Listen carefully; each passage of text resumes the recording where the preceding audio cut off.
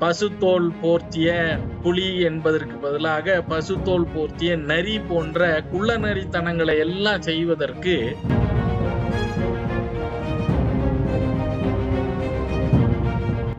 அதனால திமுகவினுடைய ஆரம்ப காலகட்டத்திலிருந்து இன்று வரையிலும் அவங்க கிட்ட கணக்கு கேட்டாலே அவங்களுக்கு ஆகாது.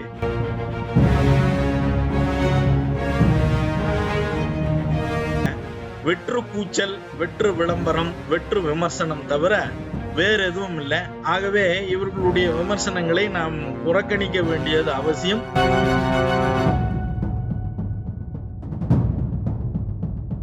வணக்கம். பாராளுமன்றத்துல FCRA வெளிநாட்டு நிதி பெறுவதற்கான சட்டத்தினுடைய திருத்த மசோதா தாக்கலாகி அது இப்ப ஒத்தி வைக்கப்பட்டிருக்கிறது. அதன் பேர்ல முடிவு எடுக்காம ஒத்தி வச்சிருக்கிறாங்க.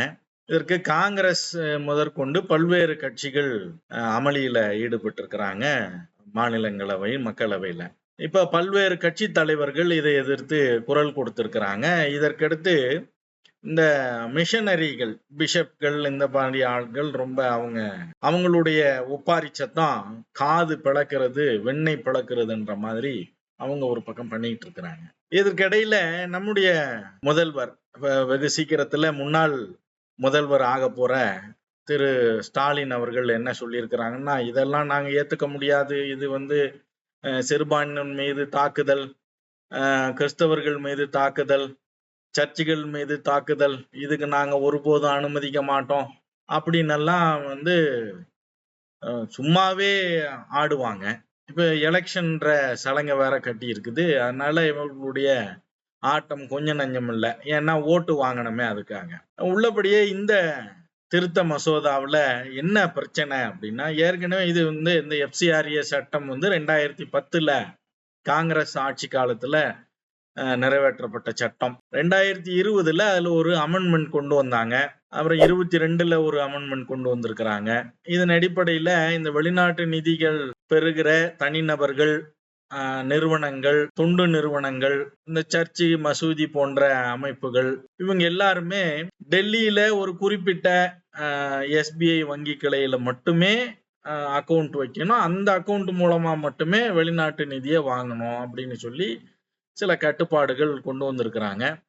இதற்கு முக்கிய காரணம், நான் இந்த ஏழ்மையை போக்குறேன், ஏழை மக்களுக்கு கல்வி கொடுக்கறோம், கல்வி சேவை பண்றோம் அப்படின்னு எல்லாம் பல்வேறு முகமூடிகளை பசுத்தோல் போர்த்திய புலி என்பதற்கு பதிலாக பசுத்தோல் போர்த்திய நரி போன்ற குள்ள நரித்தனங்களை எல்லாம் செய்வதற்கு இந்த வெளிநாட்டு நிதி பயன்பட்டது. குறிப்பா தேச விரோத போராட்டங்களுக்கு இந்த நிதி பயன்பட்டது. அதனால இதற்கு ஒரு கடிவாளம் போட வேண்டும் என்பதற்காக இந்த திருத்தங்கள் எல்லாம் கொண்டு வந்திருக்கிறாங்க. இப்ப இந்த மசோதா தாக்கலாக்கி இருக்கிற மசோதாவுல என்ன விஷயம்னா, இப்ப ஏற்கனவே 2022 அமெண்ட்மெண்ட்ல என்ன பண்ணிருக்கிறாங்க, ஒரு வருஷத்துக்கு ஒரு முறை, 6 மாசத்துக்கு ஒரு முறை இந்த லைசன்ஸை ரினியூவல் பண்ணணும். அது ரினியூவல் பண்ணாம விட்டுட்டா 180 நாளுக்குள்ள, அதாவது 6 மாசத்துக்குள்ள மறுபடியும் ரினியூவலுக்கு அப்ளை பண்ணணும், இல்லைன்னா பண்ண முடியாது. இப்ப இத சாக்கா வச்சு இந்த கணக்கு கேட்கறாங்க. இந்த மாதிரி விஷயங்களுக்காக என்ன பண்றாங்க, ஒரு லைசன்ஸ் ஒண்ணு வாங்க வேண்டியது, நிதியை வாங்கிக்க வேண்டியது, ரினியூவல் பண்ணாம அப்ஸ்காண்ட் ஆயிடுறது. மறுபடியும் அந்த நிறுவனம் ரினியூவலுக்கே வராது. நீங்க சர்டிபிகேட்டா கேன்சல் பண்ணிக்கோ, லேப்ஸ் ஆயிடுச்சா போயிட்டு போட்டோம், நான் உன்கிட்ட வந்தா தானே என்கிட்ட கணக்கு கேட்பேன் அப்படின்ற மாதிரியான ஒரு குறுக்கு வழியை பயன்படுத்தினாங்க. அந்த குறுக்கு வழியை தடுப்பதற்காக இப்ப என்ன பண்ணிருக்கிறாங்கன்னா, இந்த ரினியூவல் பண்ணாம, அதாவது லைசன்ஸை புதுப்பிக்காமையும், உரிய கணக்கு வழக்குகள் ஒப்படைக்காமையும் இந்த தொண்டு நிறுவனங்கள், இது போன்ற நிறுவனங்கள் அப்படியே மூடிட்டு அப்ஸ்காண்ட் ஆயிடுறது, காணாம போயிடுறது. அதுல யாரு எங்க நிர்வாகம் பண்ணா என்னன்னு தெரியாது, ஒண்ணும் தெரியாது, அப்படி ஒளிஞ்சிருவாங்க, எங்களுக்கு அதுக்கு சம்பந்தம் இல்லைன்னு சொல்லிடுவாங்க. இப்படி எல்லாம் ஒரு சூழ்நிலை ஏற்படுகிறது என்பதற்காக அதை தடுப்பதற்கு சில சட்ட வழிவகைகளை ஏற்படுத்தி இருக்கிறாங்க. அது போக இந்த தனிநபர்கள், செய்தியாளர்கள், செய்தி ஊடகங்கள், அது என்ன செய்தி ஊடகமா இருந்தாலும் சரி, காட்சி ஊடகமோ, அச்சு ஊடகமோ, இல்ல சமூக வலைத்தில் இருக்கக்கூடிய ஊடகங்களோ, இது போன்ற நபர்கள் நிச்சயமாக வெளிநாட்டு நிதி உதவியை பெறக்கூடாது. அதே போல தேர்தலில் போட்டியிடுபவர்கள், அரசியல் கட்சிகள், ஏற்கனவே சட்டசபையில, அதாவது சட்டமன்ற உறுப்பினர்களாக இருக்கிறவங்க, மக்களவை, மாநிலங்களவை உறுப்பினர்களாக இருக்கிறவங்க, இவங்க எல்லாமும் வெளிநாட்டு நிதியை பெறக்கூடாது அப்படின்னு சொல்லி இந்த சட்ட திருத்தம் கொண்டு வராங்க. என்ன விஷயம்னா, நம்மளுக்கு எல்லாருக்கும் தெரிஞ்சது, கள்ளத்தனமாக இங்கிருந்து வெளிநாட்டுக்கு கொண்டு போயிட்டு அங்கிருந்து ஏதோ ஒரு வகையில ஏதோ ஒரு கணக்குக்காக பணத்தை கொண்டு வந்து இங்க அரசியல்ல ஈடுபடுத்துவது, அதே போல தேச விரோத பிரச்சாரங்கள் செய்வது, ஊடகம்ன்ற பேர்ல ஆட்சிக்கு எதிராகவும் மக்களுக்கு எதிராகவும் நம்ம அண்டை நாடுகள்ல பார்த்திருக்கிறோம். எப்படியெல்லாம் அங்க இருந்த மக்களால் தேர்ந்தெடுக்கப்பட்ட ஆட்சி பொய்யான வதந்திகள் பரப்பப்பட்டு அந்த மக்களால் தேர்ந்தெடுக்கப்பட்ட அரசு ஆட்சியாளர்கள் நாட்டை விட்டே போகக்கூடிய சூழ்நிலை எல்லாம் அந்த போராட்டங்கள் மூலமா ஏற்படுத்தி இருக்கிறாங்க. இதையெல்லாம் ஒடுக்க வேண்டும். அரசியல் ஸ்திரத்தன்மையை குலைப்பதற்கு பயன்படுவதை தடுக்க வேண்டும். பொய் செய்தி, வதந்திகளை பரப்புவதை தடுக்க வேண்டும். இதுக்கெல்லாம் இந்த சட்டம் கொண்டு வந்திருக்கிறாங்க. இதுல முக்கியமா கணக்கு கொடுக்கணும்.